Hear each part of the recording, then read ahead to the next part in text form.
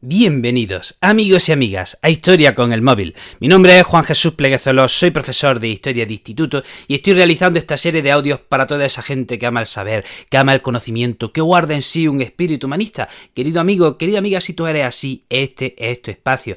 Antes de empezar con el programa, recordarte que este episodio lo puedes escuchar desde la aplicación de Podium Podcast, en la que vas a tener acceso a un montón de podcasts de muchísima calidad. También decirte que si te gusta cómo cuento la historia, si te gusta cómo veo la educación, puedes adquirir mi libro Como una historia. Bueno, empezamos con el programa. Vamos a hablar de la civilización del Valle del Indo. Qué interesante, qué apasionante. Pero antes aclaremos qué es la civilización fluvial. Miren, ya expliqué en el episodio del Neolítico cómo el ser humano va pasando del nomadismo al sedentarismo y cómo descubre la agricultura. Pero vamos a hacer un breve resumen de dicho proceso. Miren, la última glaciación se llamó la glaciación de Würm y duró 100.000 años. Durante estos 100.000 años la Tierra estuvo congelada y solo en el Ecuador las temperaturas eran más o menos amables. ¿Qué pasa? Que durante este tiempo el ser humano era nómada y iba de un sitio a otro, viviendo de los recursos que le daba la naturaleza. ¿Qué pasa? Que hace unos 15.000 años, y esta es la clave, hace unos 15.000 años las temperaturas suben. Hace unos 15.000 años las temperaturas suben y empieza la época interglacial en la que todavía vivimos. Las temperaturas suben en la Tierra y empieza el deshielo. Y atención, las temperaturas suben, empieza el deshielo y surge un paisaje inédito, un paisaje terrible, un paisaje inhóspito, un paisaje que puede parecer el infierno. Estoy hablando de los desiertos. Empiezan a surgir unos paisajes que son los desiertos en los que directamente no se podía vivir. Entonces, ¿qué pasa? ¿Qué sucede con aquellas tribus que otrora eran nómadas y vivían de lo que le daban los árboles, vivían de los animales, que tenían siempre abundantes recursos a su disposición? ¿Qué pasa con esas tribus que de repente ven que sus paisajes desaparecen, sus paisajes idílicos desaparecen y son tornados por inhóspitos desiertos? Bueno, pues esas tribus se tienen que ir a donde hay vida, donde hay agua, en los ríos. ¿De acuerdo? Entonces, como surgen los desiertos, como consecuencia de la subida de las temperaturas, las tribus se tienen que ir a los ríos. Y es en torno a los ríos donde empieza a darse el sedentarismo, donde empieza a practicarse la agricultura y donde nacen las grandes civilizaciones fluviales de la antigüedad. En este programa ya hemos explicado dos grandes civilizaciones fluviales. Hemos hablado de Egipto y hemos hablado de Mesopotamia, pero hay otras dos grandes civilizaciones fluviales. Una es la civilización del Valle del Indo, que hoy vamos a estudiar, y otra es la civilización china. En Occidente solo solemos prestar atención a Mesopotamia y a Egipto, pero en este programa, como queremos estudiarlo todo, como queremos explicarlo todo, como queremos profundizar en todo, es que no tenemos límites, somos la leche, vamos a estudiar también la civilización del Valle del Indo y vamos a estudiar también la civilización china. Hoy nos vamos a centrar en la del Indo. Atención, que voy a empezar con una serie de preguntas interesantes y una serie de preguntas un pelín trampa. Les aviso que tienen trampa. Miren, pregunto, ¿en qué país de la actualidad se desarrolló la civilización del Valle del Indo? Segunda pregunta, ¿en qué país transcurre la mayor parte del río Indo? Repito, primera pregunta, ¿en qué país se desarrolla la civilización del Valle del Indo? Y segunda pregunta, ¿por qué país transcurre el río Indo, al menos en su mayor parte? Supongo que la mayoría de ustedes habrán respondido la India, ¿no? Pues si estamos hablando del Indo, de la civilización del Indo, pues tendrá que ser en la India. Y si estamos hablando del río Indo, pues tendrá que ser en la India, ¿verdad? Pues no, efectivamente, la respuesta a ambas preguntas es Pakistán. ¿De acuerdo? El origen de la cultura india, el origen de la civilización india, no está en la India, sino que está en Pakistán. Y la mayor parte del río Indo transcurre por Pakistán. Y es curioso, porque hoy día Pakistán y la India son enemigos íntimos, son enemigos acérrimos. Yo me pregunto, mientras preparaba el podcast, cómo se estudia en los textos escolares de la India que el origen de su cultura y de su civilización está en Pakistán, que es su auténtico enemigo con los que se llevan a muerte. Yo ya tengo un programa en el que hablo de la descolonización y hablo de cómo la India y Pakistán cómo la India se independiza y luego cómo Pakistán se independiza de la India, ¿vale? Habrá que dedicar otro episodio a este tema, pero me ha surgido esa duda de cómo los indios estudian hoy día que el origen de su cultura se encuentra en el territorio de su enemigo. Es curioso, una pregunta que me hago, ¿no? Entonces, vamos a empezar hablando del río Indo. Miren, el río Indo tiene más de 3.000 kilómetros de longitud. Nace en la actual China, en la meseta del Tíbet, luego transcurre durante un corto periodo, durante un corto tramo, transcurre por la India, pero ya la mayor parte de su recorrido, la mayor parte del recorrido del río Indo se da en Pakistán. Y ahí, en torno al río Indo, tenemos el Valle del Indo y va surgiendo una civilización. A lo largo de ese río, a lo largo del río Indo, hay 100 asentamientos. Hay 100 asentamientos, pero hay 2 ciudades que son las que destacan, ¿vale? Y que sorprenden y que están a la altura de desarrollo de las que se pudieron encontrar en Mesopotamia o en Egipto. Estoy hablando de Mohenjo-Daro y de Jarapa. ¿De acuerdo? Estas 2 ciudades alcanzaron un alto nivel de desarrollo. Miren, eran ciudades planificadas. Eran ciudades en cuadrícula. ¿De acuerdo? No eran ciudades ahí caóticas donde primero pongo una casa, luego otra casa, luego otra casa. No. Tanto Mohenjo-Daro como Jarapa eran 2 ciudades que estaban planificadas. La ciudad de Mohenjo-Daro, por ejemplo, llegó a albergar a 35.000 habitantes. Tenía su muralla y había 2 partes de la ciudad. Una parte era la ciudadela, una que estaba en alto, y en esa ciudadela, pues había una parte que eran de los baños, que parece ser que eran baños rituales, otra parte donde era como el granero de la ciudad, y otra parte que parece que era para los sacerdotes. Y luego estaba la ciudad baja, que como hemos dicho, la ciudad baja estaba planificada perfectamente, las casas casi todas eran iguales, y llama la atención que esta ciudad tenía una red de alcantarillado. Las casas tenían retretes y por debajo de la ciudad tenían su alcantarilla. Estamos hablando de unas ciudades que alcanzan su gran desarrollo en torno al 2500 a.C. Esto ya digo es equiparable a lo que se estaba dando en Mesopotamia o Egipto. Y bueno, hay que decir que en estas ciudades se han encontrado símbolos pequeños, sellos que tienen símbolos que puede que sea un sistema de escritura. Y sucedía en estas ciudades, en el Valle del Indo, que durante julio y agosto llegaban las lluvias del monzón y esos ríos se inundaban. ¿Y qué pasa cuando un río se inunda? Bueno, pues que hace que la tierra que está alrededor de ese río sea fértil, que la tierra de ese valle sea fértil. Señores, ¿a qué nos recuerda esto? A lo que sucedía en el Nilo, ¿verdad? También hay que decir que este proceso se repetía un año y otro, y estaban seguros estos habitantes que esto era así para siempre y que la historia era cíclica, que la historia era circular. Por eso no creían en la historia y no se preocuparon nunca de hacer cronología, ni de contar su historia, ni nada parecido. Bueno, pues entonces tenemos que esta civilización del Valle del Indo, que abarca más o menos desde el 3300 a.C., empieza su decadencia en el 1700 a.C.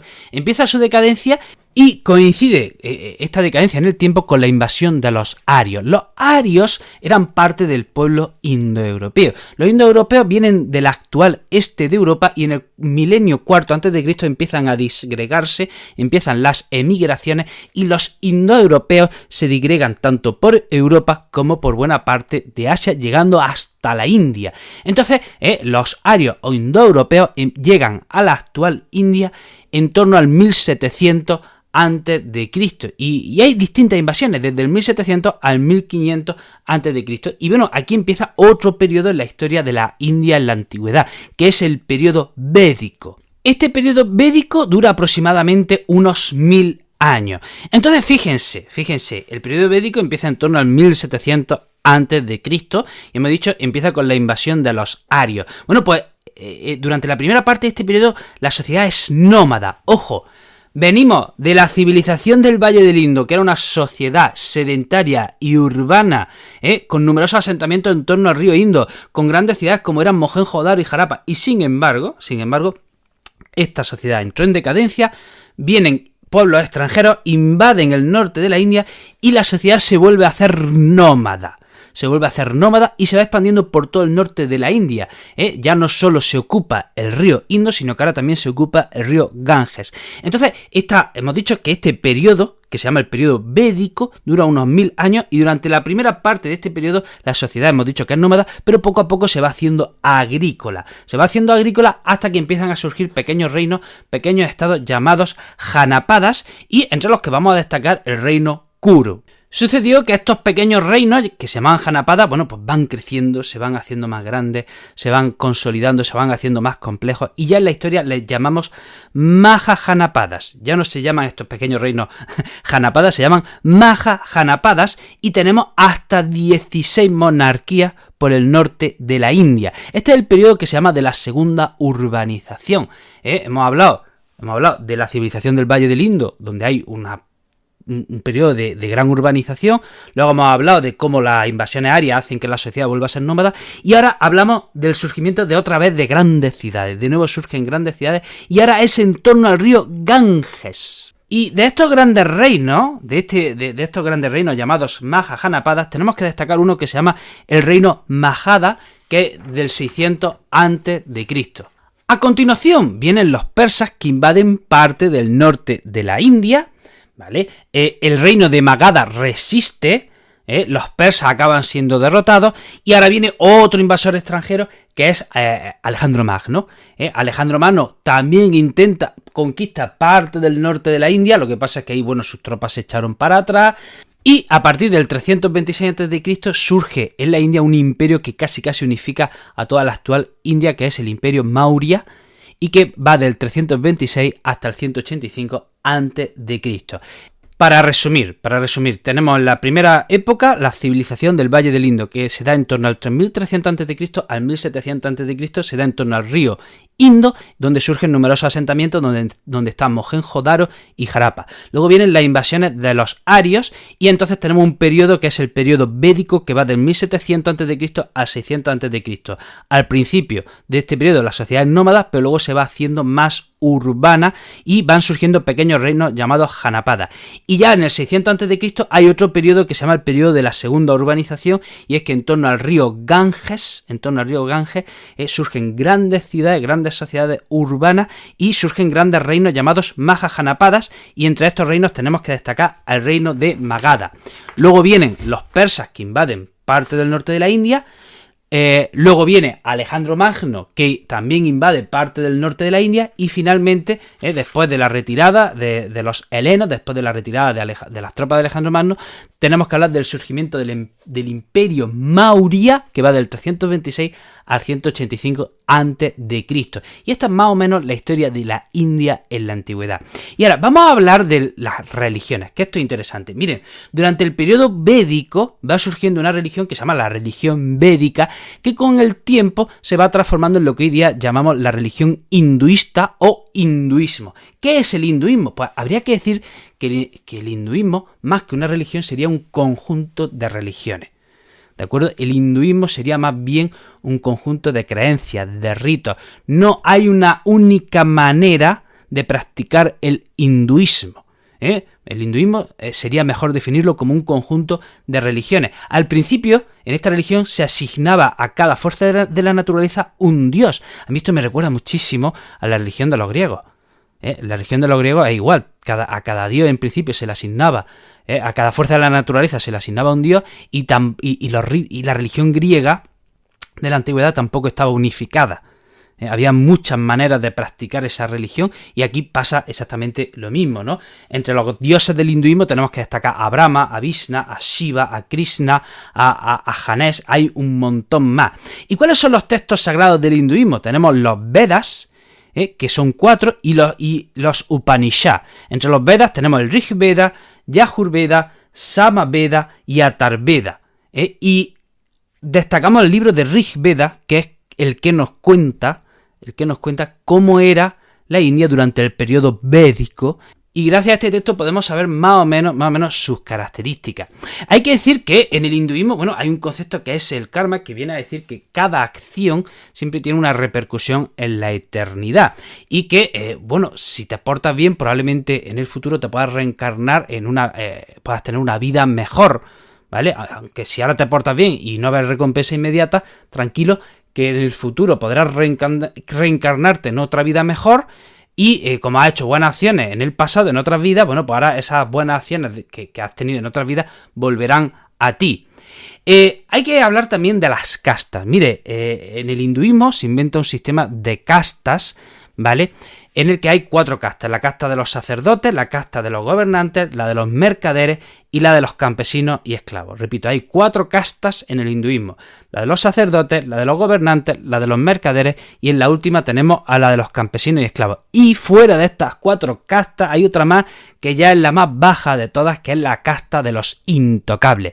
Parece que durante el periodo védico, cuando llegan los arios que vienen de Europa, ¿vale? Parece ser que no se querían mezclar con los autóctonos, ¿vale? Y parece que esta mezcla tiene mucho que ver con el tema del color de piel. No querían mezclarse, ¿vale?, con los autóctonos, que tenían la piel mucho más oscura. Así que los que pertenecían a las clases altas tenían la piel más clara y los que pertenecían a las clases más bajas tenían la piel más oscura. Y ya, bueno, por no hablar de los intocables, que estaban, ya digo, incluso por debajo, estaban estas 4 castas y aparte estaban los intocables. Hay que decir que los textos sagrados están escritos en sánscrito, que es la lengua indoeuropea más antigua y es la lengua en la que está escrita el Rig Veda. Hemos dicho que tenemos esta religión, pero luego hay otra religión que se llama el budismo, que también nace en torno al siglo VI, siglo IV a.C., que la crea un príncipe que se llama Siddhartha Gautama, que con el tiempo pasa a tener el nombre de Buda. ¿Y qué propone el budismo? Dice que la existencia implica sufrimiento y que la única manera de librarse del sufrimiento es no deseando. No deseando.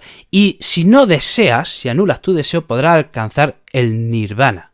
Y ya por último, me parece interesante hablar de otra religión más. Hemos hablado del hinduismo, del budismo y ahora vamos a hablar de otra religión que surge también durante este periodo, que es el jainismo.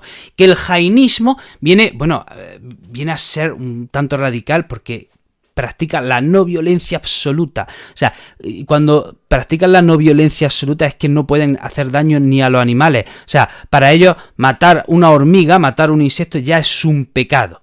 Ya es un pecado. Entonces practican el desapego más absoluto y la no violencia, ya digo, cuidando de no matar a los insectos que tienen a su alrededor. Bueno, hasta aquí el programa de hoy, espero que te haya resultado interesante. Te recuerdo que este episodio lo puedes escuchar desde la aplicación de Podium Podcast. También decirte que estoy hiperactivo en redes sociales, que si quieres estar al tanto de mis proyectos educativos puedes seguirme en todas ellas. En Facebook, YouTube, TikTok e Instagram soy el profesor inquieto y en Twitter soy el profe inquieto. Querido amigo, querida amiga, te deseo lo mejor y nos vemos en el próximo programa.